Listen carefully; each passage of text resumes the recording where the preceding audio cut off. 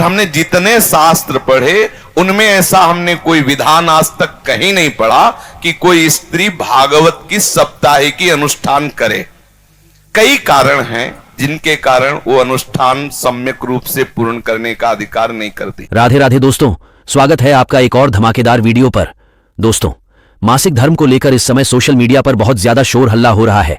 मासिक धर्म का सही नियम क्या है और मासिक धर्म में क्या करना चाहिए, क्या नहीं करना चाहिए, मासिक धर्म में नाम जप कर सकते हैं या नहीं, पूजा पाठ कर सकते हैं या नहीं, रसोई में जा सकते हैं या नहीं, जानिए, वीडियो पूरा देखिए तभी जान पाओगे। हमने जितने शास्त्र पढ़े उनमें ऐसा हमने कोई विधान आज तक कहीं नहीं पढ़ा कि कोई स्त्री भागवत की सप्ताहिकी अनुष्ठान करे। कई कारण हैं जिनके कारण वो अनुष्ठान सम्यक रूप से पूर्ण करने का अधिकार नहीं रखती। जैसे अनुष्ठान हुआ और वो मासिक धर्म से युक्त हो जाती है, अब वो अनुष्ठान कैसे पूर्ण करेगी? क्योंकि स्त्री शरीर में रजस्वला धर्म आता है और वो आपने अनुष्ठान लिया, अचानक क्रम बदला और वो हो गया, तो फिर कैसे मंच पर उस भागवत पर हम जाकर के वो लीला कथा का वर्णन करें? इस तरीके के बहाने बना दिए गए। दूसरा, जब आपको बाहर निकलने के लिए कहा जाता है, पहले व्यवस्थाएं वैसी नहीं थी, आज सब कुछ है। चाहे आप पैड्स ले लीजिए, आप और भी कई तरीके की अच्छी चीजें, सब आप नॉर्मली वर्क कर सकते हो। पहले कुछ भी नहीं था, तो पहले क्या करें? तो आपको घर के अंदर ही बंद रहना पड़ता था। आप जिस तरह के कपड़े इस्तेमाल करते थे, तो ऐसे रीजंस थे नहीं करने के। बीच वाले आके काम खराब करते हैं। इतना शुरुआत जिसने की उसने एक अच्छे रीजन से की, बीच वाला आके काम बिगाड़ देता है। उसने बिगाड़ दिया ये बोल के अछूत है, ये है, वो है। भाई 9 महीने एक लड़की जब बच्चा पैदा कर रही होती है वो पीरियड से नहीं होती है, और कहा भी जाता है ना कि बच्चे को खून से सींचा है। 9 महीने उसको पीरियड्स नहीं आ रहे, उस खून का इस्तेमाल तो हो रहा है ना बच्चे को सींचने में। अगर आपको लग रहा है वो खून इम्प्योर है, आप में से जितने हम सब बैठे सब इम्प्योर है, उसी खून से सबको सींचा गया है, इसलिए वो 9 महीने नहीं हुई। बाकी जो लास्ट में बचता है वो नेक्स्ट 40 दिन में निकल जाता है, तो इम्प्योर तो हो ही नहीं सकता। द्रौपदी जी के लिए वो रजस्वला अवस्था में थी जब भगवान आए। भगवान ने टच करने से पहले नहीं सोचा कि रजस्वला अवस्था में है। आप और हम कौन होते हैं सोचने वाले, ये मत करो वो मत करो। तो ये बातें बनाई गई। पहले रीजन अलग थे, सेफ्टी पर्पस था, आराम के लिए था, खान पान का पर्पस था। अब ये सब नहीं है। गांव का एक बच्चा जानता है इस बात को कि जब स्त्री का अपना धर्म हो तो विश्राम करे, पूजा, रसोई, अनुष्ठान इनसे दूर रहे, ये विधान है। अब यहां उदाहरण दिया जाएगा कि द्रौपदी जिस समय रजस्वला थी उस समय भगवान समा गए। अरे ओ, क्या स्थिति थी द्रौपदी की उस समय? उसकी साड़ी उतारी जा रही तो भगवान ये सोचेंगे रजस्वला है, तुम्हारी कौन साड़ी उतार रहा है इस टाइम? उस समय द्रौपदी की जो कंडीशन है, भगवान है वो तुम्हारी तरह और मेरी तरह नहीं है।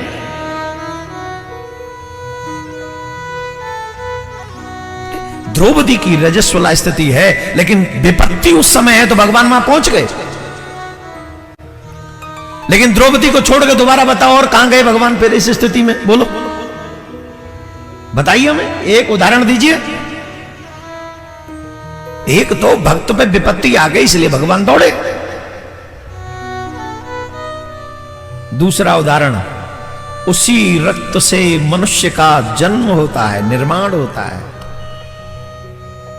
ये प्रकृति का नियम है, मेरा और तुम्हारा नहीं है। जिस प्रकृति ने उस रक्त से मनुष्य का निर्माण किया है, उसी प्रकृति ने ये हमको कहा है, डोंट डू दिस। उसी पुराण, वही धर्म का ये आज्ञा है, स्पेशली आज्ञा है कि आप रसोई में नहीं जा सकते उन दिनों में, आप पूजा में नहीं जा सकते उन दिनों में। आज अगर हम इस व्यासपीठ पर बैठकर गलत विचारों को हम व्यक्त करेंगे तो आने वाली पीढ़ी धर्म से दूर हो जाएगी और धर्म को अधर्म को धर्म समझ के अधर्म करने लग जाएगी। ये हमारी जिम्मेदारी है। हमें शास्त्रों का पूरा ज्ञान होना चाहिए। आजकल ये तमाम क्वेश्चन आंसर होते और हम उल्टा सीधा कोई भी जवाब देते हैं। अगर आंसर न मालूम हो तो चुप रहो, लेकिन अधर्म को धर्म बना के साबित मत करो। इससे बहुत बड़ा फर्क पड़ेगा। आने वाली पीढ़ी समझेगी कि जब ऐसे धर्माचार्य ऐसा बोल रहे हैं तो यही सच होगा। और आपस में बैठकर चर्चा करना तो हमने सुना है, जैसे आनंदमयी माता, उड़िया बाबा और भी संतों के बीच में बैठकर भगवत चर्चा परस्पर हो रही है, सभा लगी हुई है और चर्चा घंटे 2 घंटे भगवत चर्चा हो रही, उसका तो प्रमाण मिलता है। शास्त्रों में आता है याज्ञवल्क्य से गार्गी जी प्रश्न उत्तर कर रहे हैं, चर्चा कर रहे हैं, ऐसा तो पाया गया है। लेकिन अनुष्ठान का अभी तक हमें पता नहीं। अगर कहीं हो तो हम मानने के लिए भी तैयार हैं, क्योंकि निगम अनुशासन के अंतर्गत सब हैं। अगर कहीं शास्त्र में है और हमने नहीं पढ़ा, कोई हम सर्वज्ञ तो है नहीं, जितना हमें ठाकुर जी ने ज्ञान दिया उतने ही हम जानते, जितना जनाया उतने ही जान पाते। अगर कोई ऐसा शास्त्र है जिसे हमने नहीं पढ़ा और उसमें अनुमति दी जाती है, तो अभी तक हमने ऐसा पढ़ा नहीं है और ऐसा हमने कभी गुरुजनों से सुना भी नहीं है। इसलिए मुझे ऐसा लगता है कि माताओं बहनों को भागवत का साप्ताहिक अनुष्ठान नहीं करना चाहिए। चर्चा करने का तो अधिकार है, भगवत लीला गुणानुवाद का अधिकार है। हम जैसे अपने लोग चर्चा कर रहे हैं, ऐसे वो बैठ के चर्चा कर सकते हैं, संत सभा में बैठकर भगवत यश गान कर। लेकिन अनुष्ठान साप्ताहिकी का निषेध है, ऐसा हमने शास्त्रों में कहीं नहीं प्रमाण पाया कि कोई भी स्त्री शरीरधारी मंच पर बैठकर साप्ताहिकी का अनुष्ठान करे। अब उसका परिणाम क्या होता है ये तो सर्वज्ञ भगवान जाने। उसका परिणाम क्या होता है इतना जरूर हम कह सकते हैं कि अमंगल तो होगा नहीं, क्योंकि भगवत चर्चा करने वाले का अमंगल नहीं हो सकता, ये तो पक्का है। ये बात जरूर है कि वो अनुष्ठान मंच का विधान नहीं हमने पढ़ा है, लेकिन ये जरूर है कि कैसे भी किसी भी तरह से भगवत यश श्रवण या कथन किया जाए उसका अमंगल नहीं हो सकता, ये हम बता रहे हैं। परिणाम क्या होगा ये ठाकुर जी जाने, क्योंकि वो परिणाम का ठीक निर्णय वही धर्म का कर सकते हैं। अपनी भावना से इतना जानते कि मंगल भवन का यश गाने वाले का कभी अमंगल नहीं हो सकता है। हाँ, ये नहीं करना चाहिए ऐसा शास्त्र में प्रमाण है कि इन कई कारण हैं ऐसे जिससे वो अनुष्ठान नहीं किया जा सकता।